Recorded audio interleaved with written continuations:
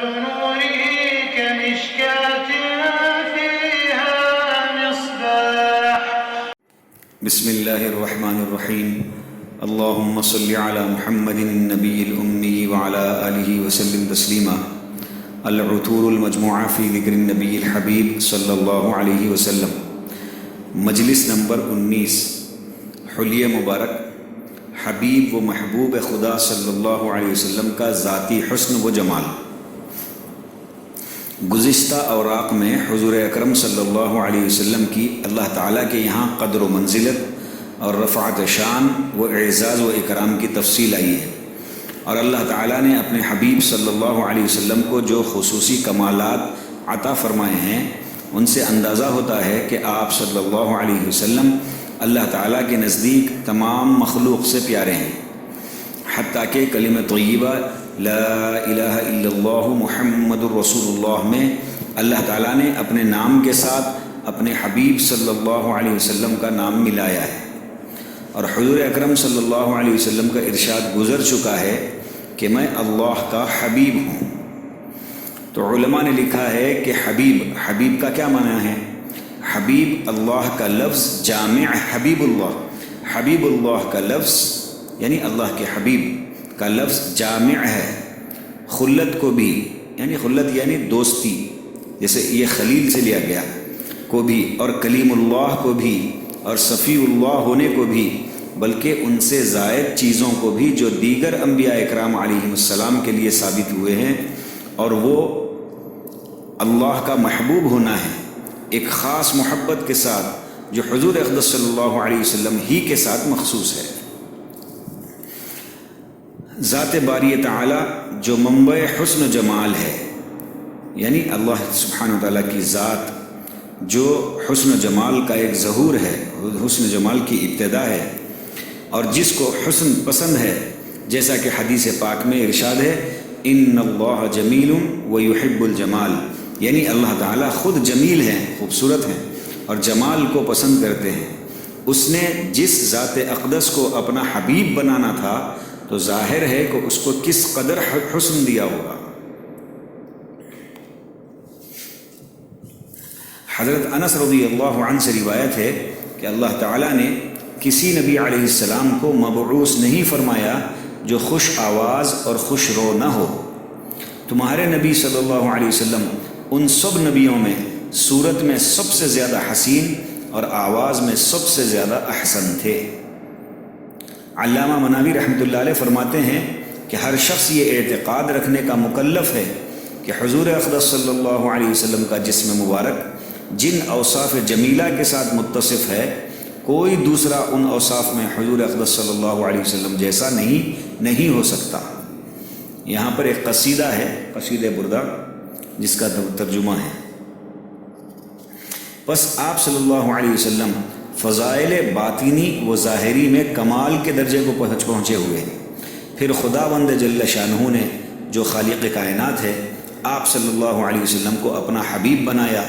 آپ اس سے پاک ہیں کہ آپ کی خوبیوں میں اور کوئی آپ کا شریک ہو. پس جو ہر حسن جو آپ میں پایا جاتا ہے وہ غیر منقسم اور غیر مشترک ہے، بلکہ مخصوص آپ صلی اللہ علیہ وسلم ہی کے ساتھ ہے. یا رب صلی وسلم دائما ابدا علی حبیبک خیر الخلق کلہم. یعنی یہاں پر یہ کہا جا رہا ہے کہ آپ صلی اللہ علیہ وسلم کو اللہ نے جو فضائل باطنی، اندرونی اور ظاہری، جو کمال کے درجے کو کمال کے درجے کی صفات دی تھی، اور پھر اللہ نے ان کی بنیاد کے اوپر آپ صلی اللہ علیہ وسلم کو اپنا حبیب بنایا کہ یہ ایسی خصوصیتیں اور ایسی خوبیاں اور ایسا حسن دیا تھا جو غیر منقسم ہے، یعنی کسی میں تقسیم نہیں ہوا، اور غیر مشترک ہے کہ کسی کے ساتھ اور اس کا اشتراک یعنی پارٹنرشپ کسی اور کو یہ ساتھ میں نہیں دیا گیا، یہ مخصوص آپ صلی اللہ علیہ وسلم کے ساتھ ہی ہے. حضرت عائشہ صدیقہ رضی اللہ تعالی عنہ فرماتی ہیں کہ زلیخا کی سہیلیاں اگر حضور اقدس صلی اللہ علیہ وسلم کے چہرے انور کو دیکھ لیتی تو ہاتھوں کے بجائے دلوں کو کاٹ لیتی. سبحان اللہ. کہ زلیخا کی سہیلیاں جب حضرت یوسف علیہ السلام کو دیکھی تھی تو ان کے ہاتھوں میں جو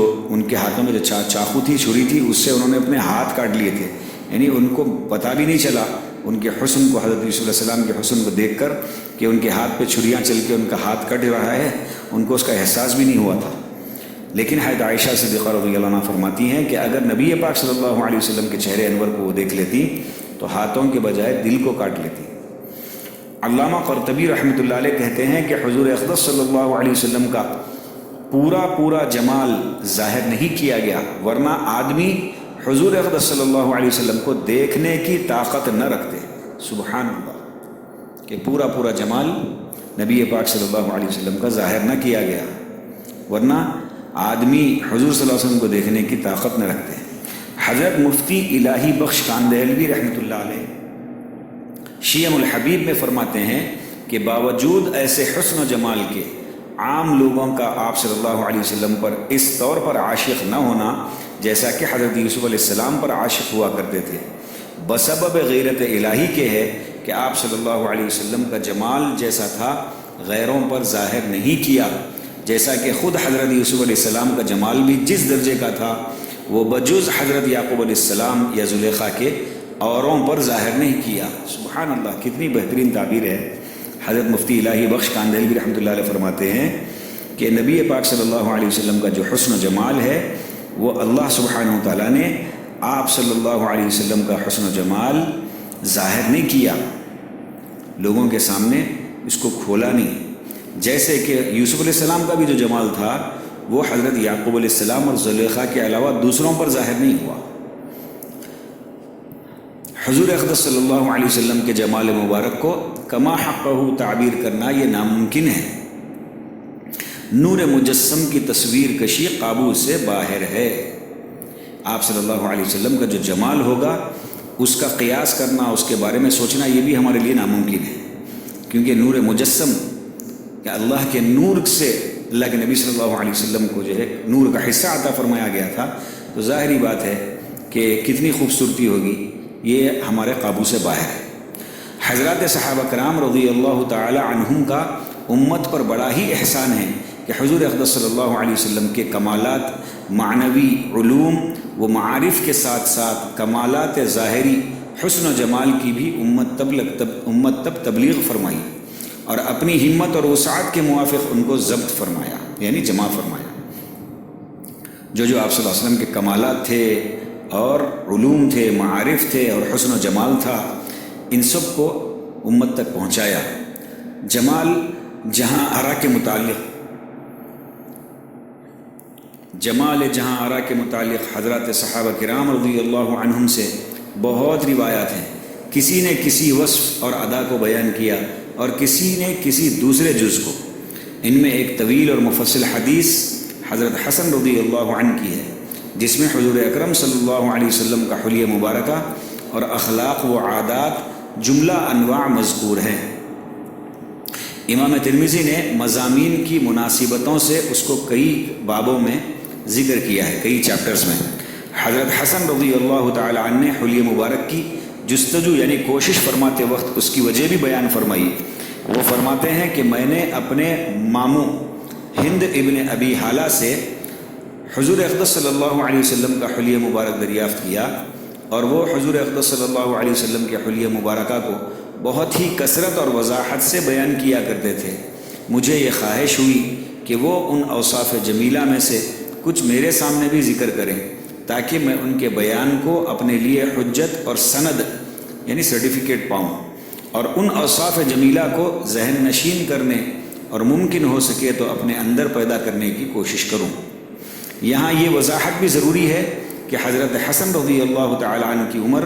حضور صلی اللہ علیہ وسلم کے وصال کے وقت 7 سال کی تھی، اس لیے حضور اقدس صلی اللہ علیہ وسلم کے اوصاف جمیلہ میں اپنی کم سنی کی وجہ سے تأمل اور کمال تحفظ کا موقع نہیں ملا۔ فائدہ: حسن کے ساتھ ایک مستانہ خوشبو اور رعب بھی ہوتا تھا، جیسا کہ حضور اقدس صلی اللہ علیہ وسلم کے رعب اور ان کی ذاتی خوشبو کا طیب و مطیب ہونا حدیثوں میں تفصیل سے آیا ہے۔ آپ صلی اللہ علیہ وسلم کے پسینے میں، جو کہ چاندی کے موتیوں کے مشابہ تھا، مشک کی خوشبو مہکتی تھی اور وہ جمع کر کے خوشبو کی جگہ استعمال کیا جاتا تھا۔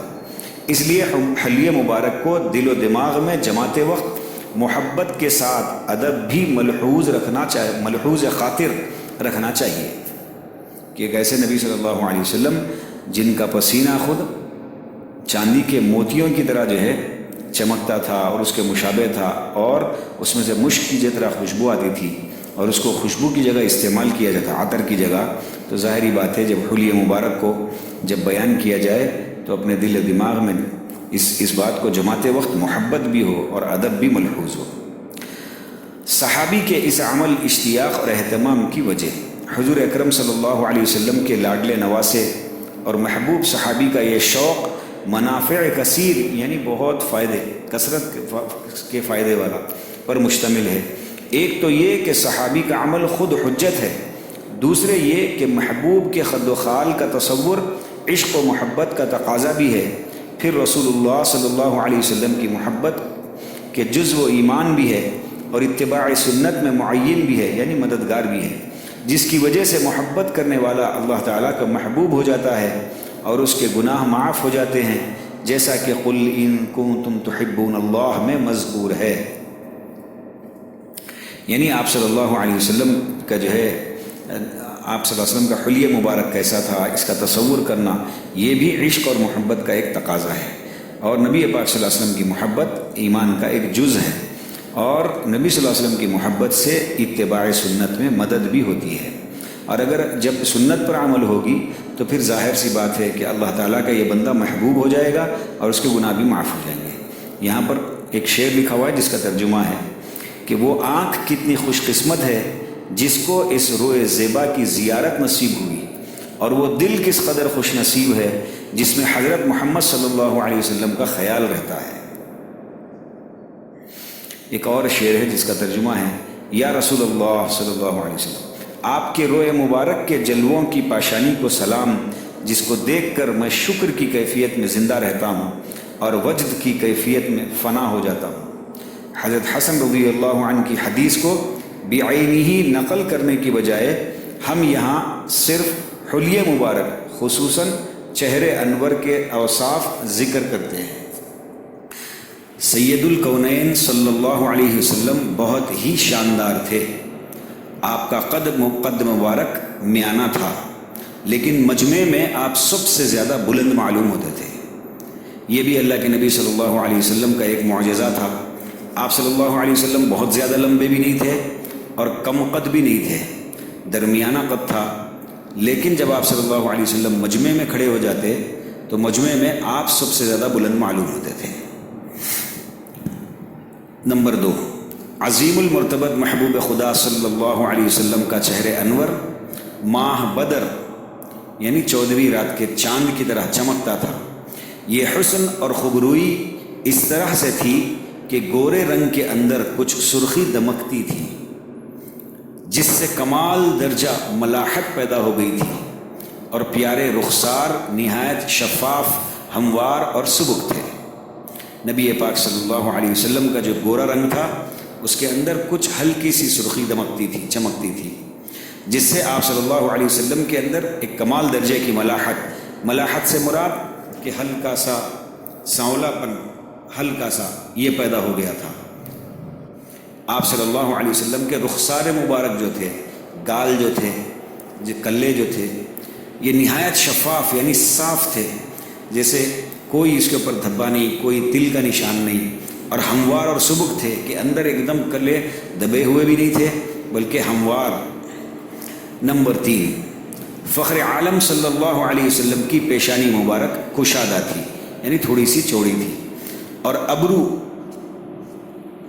خمدار، باریک اور گنجان تھے۔ جو آئیبروز تھے وہ خمدار سے مراد ایسے جیسے بنائے ہوئے ہیں، باریک تھے لیکن گنجان تھے۔ باریک کا مطلب کم بال نہیں تھے، باریک تھے لیکن گنجان تھے۔ دونوں ابرو جدا جدا تھے، دونوں آئیبروز الگ الگ تھے، ایک دوسرے سے ملے ہوئے نہ تھے۔ دونوں ابرو کے درمیان ایک رگ تھی جو غصے کے وقت ابھر جاتی تھی۔ آپ صلی اللہ علیہ وسلم کو دنیا اور دنیاوی امور کی وجہ سے کبھی غصہ نہ آتا تھا، البتہ اگر کوئی امر دین یعنی دین کے کسی کام میں اور حق سے تجاوز کرتا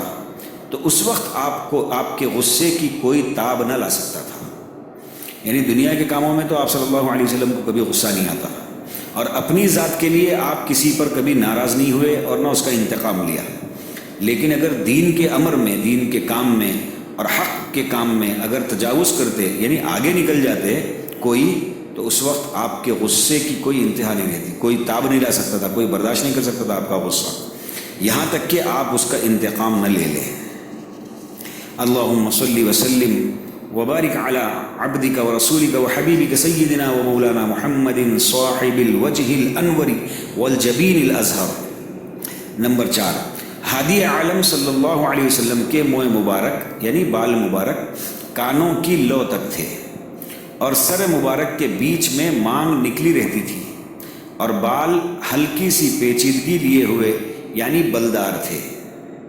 آپ جیسے زلف والے جیسے تھے بال، آپ صلی اللہ علیہ وسلم کے بال مبارک کانوں کی لو تک تھے، اور سر مبارک کے بیچ میں مانگ نکل رہتی تھی، اور سیدھی مانگ، بیچ کی مانگ، اور بال ہلکی سی پیچیدگی لیے ہوئے یعنی بلدار تھے، یعنی گھنگرو والے تھوڑے ہلکے سے پیچھے سے. نمبر 5، محسن اعظم صلی اللہ علیہ وسلم کی آنکھ مبارک بڑی اور خوش رنگ تھی، بڑی اور خوش رنگ تھی، جن کی پتلی نہایت سیاہ یعنی اندرونی حصہ جو تھا وہ گول، وہ کالا، بالکل کالا تھا، اور ان کی سفیدی میں سرخ ڈورے پڑے ہوئے تھے کہ کالی جو ہے پتلی کے علاوہ جو سفید رنگ ہوتا ہے آنکھ میں، دیدے میں، اس میں سرخی، ہلکی ہلکی سرخیاں نظر آتی تھی، اور پلکیں دراز تھی، جو آئی لڈس جو اس کو بولتے ہیں، پلکیں دراز تھی، پھیلی ہوئی تھی. آپ کے حسن سے نگاہ سیر نہ ہوتی تھی. آپ صلی اللہ علیہ وسلم کے حسن کو دیکھ کر کسی کی نگاہ بھر نہیں سکتی تھی، یعنی ہمیشہ یہ تمنا ہی رہ جاتی کہ میں پھر ایک مرتبہ آپ صلی اللہ علیہ وسلم کا چہرے مبارک دیکھ لوں. نمبر 6، سرور عالم صلی اللہ علیہ وسلم کی بینی مبارک پر ایک چمک اور نور تھا. آپ صلی اللہ علیہ وسلم کی جو نگاہ تھی اس میں ایک چمک اور نور تھا، جس کی وجہ سے بینی مبارک بلند معلوم ہوتی تھی، کہ نگاہ بلند معلوم ہوتی تھی. نمبر 7، رحمت للعالمین صلی اللہ علیہ وسلم کا دہن مبارک موزونیت کے ساتھ فراخ تھا، اور دندان مبارک باریک آبدار تھے،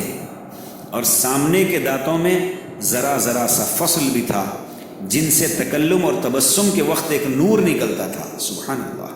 نبی پاک صلی اللہ علیہ وسلم کا دہن مبارک یعنی منہ، یہ موزونیت کے ساتھ فراخ تھا، کہ ایسا پھیلا ہوا تھا کہ ایک دم چوڑا بھی نہیں تھا، ایک دم چھوٹا بھی نہیں تھا منہ کا حصہ، کہ ایک فراخ اور موضوع سے مراد بالکل ایسے جیسے ناپ کے برابر میجرمنٹ لے کے بنایا گیا ہے، ایسا خوبصورت. اور دندان مبارک آپ صلی اللہ علیہ وسلم کے جو دانت تھے وہ باریک تھے، آبدار تھے، اور سامنے کے دانتوں میں ذرا سا فصل تھا، سامنے کے دانتوں میں تھوڑی سی گیپ تھی، جن سے تکلم اور تبسم یعنی بات کرتے وقت اور آپ صلی اللہ علیہ وسلم مسکراتے وقت ایک نور نکلتا تھا. نمبر 8، آقائے نامدار صلی اللہ علیہ وسلم کی ریش مبارک بھرپور اور گنجان بالوں کی تھی، جس نے آپ صلی اللہ علیہ وسلم کو اور بھی زینت دے دی تھی، جو ہیبت اور عظمت کو بڑھاتی تھی. اول تو جمال اور خوبصورتی میں بھی رعب ہوتا ہے. نبی پاک صلی اللہ علیہ وسلم کی ریش مبارک یعنی داڑھی مبارک جو تھی وہ بھرپور تھی اور گنجان بالوں کی تھی، بھرے ہوئے بال تھے، جن سے آپ صلی اللہ علیہ وسلم کو اور بھی زینت ملتی تھی. اور وہ گنجان داڑھی کی وجہ سے اور بھرپور داڑھی کی وجہ سے آپ صلی اللہ علیہ وسلم کے چہرے پہ ایک ہیبت اور عظمت کو بڑھاتی تھی، اور ایک جمال اور خوبصورتی کی وجہ سے بھی رعب پڑتا تھا. آپ صلی اللہ علیہ وسلم کا رعب پڑتا تھا سامنے والے کے اوپر، اور سامنے والے کے اوپر ایک ہیبت پڑتی تھی، اور آپ صلی اللہ علیہ وسلم کی عظمت بڑھتی تھی. نمبر 9، امام الانبیاء صلی اللہ علیہ وسلم کی گردن مبارک ایسی پتلی اور خوبصورت تھی جیسی تصویر کی گردن تراشی ہوئی ہو، صفائی اور چمک میں چاندی جیسی تھی. کہ آپ صلی اللہ علیہ وسلم کی گردن مبارک جو تھی وہ پتلی اور ایسی پتلی جیسے کہ تراشی گئی ہے، صفائی اور چمک میں چاندی جیسی تھی، کہ اتنی صاف. عام طور پہ لوگوں کی گردنیں دیکھیں گے تو گردنیں صاف نہیں رہتی، لیکن میرے نبی صلی اللہ علیہ وسلم کی گردن ایک دم صاف اور چمک، اور اس میں چمک تھی جیسے چاندی کے اندر ہوتی ہے۔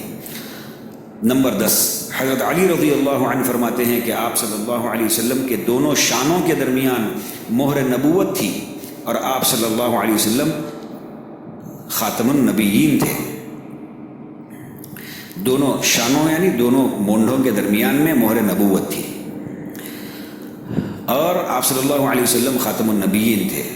حضرت سید دو عالم صلی اللہ علیہ وسلم کے دربار اقدس میں حضرت حسان بن ثابت رضی اللہ عنہ نے جو چہرے انور کی تعبیر بیان فرمائی ہے، اس کا کچھ حصہ ناظرین کی نظر ہے کہ حضرت حسان بن ثابت رضی اللہ عنہ جو اشعار لکھے ہیں نبی پاک صلی اللہ علیہ وسلم کے چہرے انور کو بیان کرنے میں، اس کے چند اشعار یہاں پر لکھے ہوئے ہیں۔ وَأَحْسَنَ مِنْكَ لَمْ وَأَحْسَنُ مِنْكَ لَمْ تَرَقَتْ عَيْنِي وَأَجْمَلُ مِنْكَ لَمْ تَلِدِ النِّسَاءُ خُلِقْتَ مُبَرَّأً مِنْ كُلِّ عَيْبٍ كَأَنَّكَ قَدْ خُلِقْتَ كَمَا تَشَاءُ۔ اور بہت سے بھی اشعار ہیں، یہاں پر ان اشعار کا ایک کے بعد ایک ترجمہ پڑھا جا رہا ہے، سلسلے وار ترجمہ۔ اور آپ صلی اللہ علیہ وسلم سے زیادہ حسین میری آنکھ نے نہیں دیکھا، اور آپ سے زیادہ جمیل آج تک کسی عورت نے نہیں جنا۔ آپ ہر عیب سے محفوظ پیدا کیے گئے، گویا کہ جیسا آپ نے چاہا تھا اسی طرح آپ کو پیدا فرمایا گیا۔ اتنے بہترین الفاظ کے اشعار ہیں یہ کہ ہر عیب سے محفوظ اللہ کے نبی صلی اللہ علیہ وسلم کو پیدا کیا گیا، ایسا جیسے آپ نے جیسا چاہا تھا ویسا اسی طرح آپ کو پیدا فرمایا گیا۔ آپ صلی اللہ علیہ وسلم کے بدن اطہر پر مہر نبوت چمک رہی ہے، جو اللہ تعالیٰ کی طرف سے بہت بڑی دلیل ہے جسے ہر ایک دیکھ سکتا ہے۔ اور اللہ تعالیٰ نے حضور انور صلی اللہ علیہ وسلم کا نام نامی اپنے نام مبارک کے ساتھ اس طرح ملا دیا ہے کہ جب بھی مؤذن اذان میں اللہ تعالیٰ کی توحید کی گواہی دیتا ہے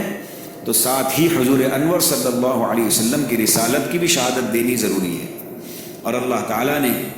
آپ کا اشتقاق اپنے نام مبارک سے کیا تاکہ آپ کی عزت اور وقار قائم رہے، جیسا کہ عرش کا مالک تو محمود ہے اور آپ کا نام محمد ہے، یعنی دونوں کا مادہ اشتقاق حمد ہے، یعنی اللہ سبحانہ وتعالیٰ نے اپنے نام کے ساتھ نام کے اندر سے اللہ کے نبی صلی اللہ علیہ وسلم کا نام مبارک نکالا تاکہ آپ صلی اللہ علیہ وسلم کی عزت اور وقار قائم ہے۔ جیسے نبی اللہ سبحانہ وتعالیٰ کا نام ہے محمود، تو آپ صلی اللہ علیہ وسلم کا نام ہے محمد، تو دونوں کا محمود اور محمد کا جو مادہ ہے، جو بنیاد ہے، وہ اگر نکالیں گے تو وہ حمد نکلے گا۔ حمد یعنی تعریف، کہ اللہ کے نام کے اندر سے یہ نام نکلا ہے۔ آپ صلی اللہ علیہ وسلم ایسے نبی کریم ہیں کہ کافی زمانہ وحی نہ آنے کے بعد، یعنی حضرت عیسیٰ علیہ السلام کے زمانے کے بعد جو وحی کوئی نبی نہیں آئے، آپ صلی اللہ علیہ وسلم ہی بن کے آئے، تو آپ صلی اللہ علیہ وسلم ایسے نبی کریم ہے کہ کافی زمانہ وحی کے نہ آنے کے بعد آپ اس وقت تشریف لائے جب کہ ساری دنیا بت پرستی میں مبتلا تھی۔ آپ ایسا چراغ ہیں جو ہمیشہ روشنی دیتا رہے گا، اور آپ یوں چمکتے ہیں جس طرح صیقل شدہ تلوار چمکتی ہے، یعنی تیز کی ہوئی اور اس کے اوپر جو ہے پوری پالش کی ہوئی جیسی جو تلوار ہوتی ہے جو چمکتی ہے، ویسی جو ہے آپ ویسے چمکدار تھے۔ آپ صلی اللہ علیہ وسلم وعدہ وفا کرنے والے، اپنی بات کو پورا کرنے والے، ایسے چمکدار ستارہ ہیں جن سے روشنی حاصل کی جاتی ہے۔ آپ ایسے ماہ کامل ہیں کہ ہر شرف و مجد پر آپ کا نور چمک رہا ہے۔ ماہ کہتے ہیں چاند کو، ایسے مکمل چاند ہے کہ ہر شرف پر آپ کا نور چمک رہا ہے۔ آپ صلی اللہ علیہ وسلم بڑی برکت والے ہیں، 14ویں رات کے چاند کی طرح آپ کا چہرہ مبارک ہے، جو بات فرماتے ہیں وہ ہو جاتی ہے، اس کے خلاف نہیں ہوتا۔ صلی اللہ علی محمد صلی اللہ علیہ وسلم۔ اللہم صلی علی سیدنا محمد وعلی آل محمد وآلہ بقدر حسنہ وجمالہ۔ یا رب صلی وسلم دائما ابدا علی حبیبک خیر الخلق کلہم۔ اللہ سبحانہ تعالیٰ ہم تمام کو نبی پاک صلی اللہ علیہ وسلم سے سچی پکی محبت نصیب فرمائے، عقیدت نصیب فرمائے، عشق کے درجے والی محبت نصیب فرمائے، آپ صلی اللہ علیہ وسلم کی اطاعت اور اتباع نصیب فرمائے، سنتوں والی زندگی مقدر فرمائے، آخرت میں نبی پاک صلی اللہ علیہ وسلم کا پڑوس نصیب فرمائے۔ وآخر دعوانا الحمد للہ رب العالمین۔